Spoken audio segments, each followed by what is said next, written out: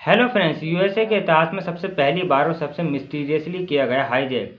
और ये मिस्टीरियस इसलिए है क्योंकि जिस इंसान ने इस प्लेन को हाईजैक किया था उस इंसान की आइडेंटिटी के बारे में एफबीआई आज तक कोई पता नहीं लगा पाई है। और एफबीआई को उस हाईजैकर के बारे में सिर्फ एक ही बात पता है, वो है उसका नाम डैन कूपर। और ये भी इसका रियल नेम है या फिर फेक, ये भी एफबीआई को नहीं पता है। और ये सिर्फ यूएसए का ही नहीं बल्कि पूरी दुनिया का पहला ऐसा हाईजैक केस था जिसमें जिस इंसान ने हाईजैक किया था उसके बारे में कोई पता ही नहीं लग पाया। और आज हम इसी मिस्टीरियस हाईजैक के बारे में जानेंगे कि कैसे एक इंसान ने प्लेन को हाईजैक किया और अचानक से उस प्लेन से गायब हो गया। बात है 24 नवंबर 1971 की। फ्लाइट 305 पोर्टलैंड से सीटल की तरफ 2:50 पर उड़ान भरता है, जिसमें 36 पैसेंजर और कुछ क्रू मेंबर थे। फ्लाइट के टेक ऑफ करने के कुछ समय बाद तक तो सब कुछ नॉर्मल था, पर थोड़ी देर बाद ही डैन कूपर फ्लाइट अटेंडेंट शेफनर को अपने पास बुलाता है, उसे एक नोट देता है। शुरू में तो शेफनर को लगा था कि ये कोई नॉर्मल नोट है, इसीलिए वो उसे बगैर पढ़े ही अपने पर्स में रख लेती है। और कूपर इस चीज़ को देखकर शेफनर से कहता है कि बेहतर होगा अगर तुम इस नोट को पढ़ो क्योंकि मेरे पास एक बॉम्ब है। और शेफनर जब घबराकर उस नोट को पढ़कर देखती है तो उसमें लिखा होता है कि मेरे ब्रीफकेस में एक बॉम्ब है और मैं चाहता हूँ कि तुम मेरे पास ही बैठो। और शेफनर जब उसके पास बैठती है तो कूपर अपना ब्रीफकेस खोलकर उसको दिखाता है, जिसमें 4 रेड कलर के सिलेंडर की 2 रोज थीं और एक सिलेंड्रिकल आकार की एक बैटरी थी जो उन दोनों सिलेंडर से जुड़ी हुई थी। फिर कूपर अपना ब्रीफकेस बंद करता है और अपनी डिमांड शेफनर को बताने लगता है। और कूपर ने अपनी मांग में 2 लाख रुपए, 2 फ्रंट पैराशूट और 2 बैक पैराशूट की डिमांड करी थी। और साथ में उसने ये भी डिमांड करी थी कि जब तक उसे पैसे सीटल एयरपोर्ट पर नहीं मिल जाते तब तक वो किसी भी पैसेंजर को प्लेन से नहीं उतरने देगा। और शेफनर उसकी डिमांड को एक कागज़ पर नोट करने लगती है। और फ्लाइट की दूसरी अटेंडेंस मैकलो उस नोट को कैप्टन तक पहुंचाने का काम करती है। और कैप्टन को जब ये बात पता चलती है तो वो सीटल की लोकल पुलिस को और एफबीआई को इन्फॉर्म करते हैं, जिस पर एफबीआई कूपर की सारी डिमांड को पूरा करने के लिए राजी हो जाती है। और फ्लाइट 305 को करीब 2 घंटे तक प्यूगेट साउंड के ऊपर ही उड़ाया जाता है, जिससे एफबीआई और वहां की लोकल पुलिस को पूरा समय मिल सके कूपर की डिमांड पूरा करने के लिए। और फाइनली 5:46 पर फ्लाइट के जो कैप्टन थे वो कूपर को इन्फॉर्म करते हैं कि वो अब लैंड करने वाले हैं क्योंकि उनकी सारी डिमांडें पूरी हो चुकी हैं और सीटल एयरपोर्ट पर उन्हें वो सारी चीज़ें मिल जाएंगी। और फ्लाइट को सीटल एयरपोर्ट पर लैंड करवाया जाता है, जिसमें कूपर शेफनर को भेजता है पैसों का बैग लाने के लिए और वो पैराशूट लाने के लिए। और जब कूपर को ये सारी चीज़ें मिल जाती हैं तो वो सही सलामत सारे ही पैसेंजर को छोड़ देता है। और अब उस पूरी फ्लाइट में कुल 6 क्रू मेंबर और कूपर ही था।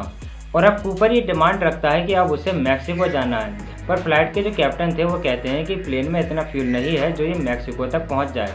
उन्हें बीच में ही कहीं रुक के प्लेन को रीफ्यूल करना पड़ेगा। और सीटल और मैक्सिको के बीच 2 फ्यूल स्टेशन थे, जिसमें से कूपर रेनो टोहियो जाने के लिए सहमत हो जाता है। और इन सब चीज़ों के बीच वो अपनी एक और डिमांड रखता है। वो कहता है कि जब फ्लाइट को आसमान में उड़ाया जाए तो उसका एग्जिट पोल और नीचे की सीढ़ी खोल दी जाए। नॉर्थ वेस्ट की अथॉरिटी शुरू में इस काम को करने से मना करती है, पर फ्लाइट का कैप्टन इसे करने के लिए राजी हो जाता है। और जब फ्लाइट काफ़ी ऊंचाई पर पहुंच जाती है तो वो पीछे का एग्जिट और सीढ़ियाँ खोल देता है और कूपर अपने पैसे और पैराशूट को लेकर वहाँ से छलांग लगा देता है। और कूपर को आखिरी बार देखने वाली शेफनर ही थी। और एफबीआई की इन्वेस्टिगेशन के दौरान शेफनर और मैकलो मिलकर कूपर को पूरा हुलिया बताती हैं, जिससे वो पूरा एक स्केच तैयार करते हैं। और फ्लाइट से छलांग लगाने के बाद कूपर का आज के टाइम तक कोई भी नामो निशान नहीं मिला, ना ही कोई ब्रीफकेस मिला, ना ही उसका पैराशूट, ना ही वो बॉम्ब। जिस जगह पर कूपर ने छलांग लगाई थी वहाँ का चप्पा चप्पा छान मार लिया, पर उसकी बॉडी या फिर कुछ भी ऐसा नहीं मिला जिससे वो कूपर को पकड़ सके। और एफबीआई इस बात से हैरान थी कि आखिर कूपर अचानक से कहाँ गायब हो गया।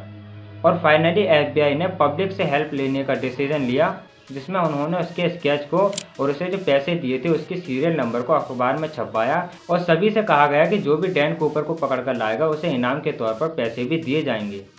और ये पहली बार था जिसमें एफबीआई ने किसी केस के लिए पब्लिक की हेल्प ली हो।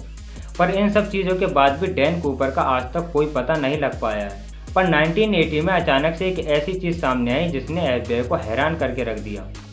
कोलंबिया रिवर के पास एक टीना ब्रिज था जिसमें एक बच्चा अपने पेरेंट्स के साथ घूमने आता है। और खेल खेल में ही उस बच्चे को $20 की एक गड्डी दिखाई देती है, जिससे वो अपने पेरेंट्स को ये बात बताता है। और वहाँ पर एक नहीं बल्कि और भी गड्डियाँ रखी हुई थी। ये सब पता चलने के बाद उस बच्चे के पेरेंट्स तुरंत ही एफबीआई को इन्फॉर्म करते हैं और एफबीआई उस जगह पर जाती है और उस जगह से $5,800 को निकाला जाता है। और जब इन नोटों के सीरियल नंबर को मैच करवाया जाता है तो ये वही नोट होते हैं जो डीबी कूपर को दिए गए थे। पर उन $2 लाख में से कुल 5,800 रुपये ही मिले थे। बाकी के रुपए कहाँ गए ये किसी को नहीं पता। और FBI ने कई महीने तक इस बात पर जांच की कि शायद बाकी के पैसों के बारे में भी पता चल जाए, पर बाकी के पैसों के बारे में आज तक पता नहीं चल पाया है। और ये इस पूरे केस की आखिरी चीज़ थी जो FBI को पता चली। और इस इंसिडेंट के बाद ना ही कोई और सबूत मिला, ना ही कुछ और ये एकमात्र ऐसा केस है जिसे 50 सालों के बाद भी FBI ने आज तक बंद नहीं किया है। FBI की ऑफिशियल वेबसाइट पर इस केस के बारे में सिर्फ इतनी ही चीज़ें पता हैं। और अगर आज भी डैन कूपर के बारे में कोई FBI को बताता है तो वो उसे उतना ही इनाम देंगे जितना उन्होंने शुरू में रखा था। पर उस प्लेन से कूदने के बाद डैन कूपर के बारे में आज तक किसी को नहीं पता चल पाया है। और ये पूरा केस एक मिस्ट्री बनकर रह गया कि डैन कूपर कौन था, कहाँ से आया था और अचानक से कहाँ पर चला गया। कुछ लोगों का तो ये मानना है कि वहाँ पर उस समय इतनी ठंड पड़ रही थी कि हो सकता है डैन कूपर अब तक मर गया हो, पर मरने के बाद उसकी बॉडी कहीं ना कहीं तो मिलती, ना ही उसकी बॉडी कहीं पर मिली, ना ही उसका ब्रीफ केस। सो फ्रेंड्स, यही थी हमारी वीडियो। मिलते हैं नेक्स्ट वीडियो में।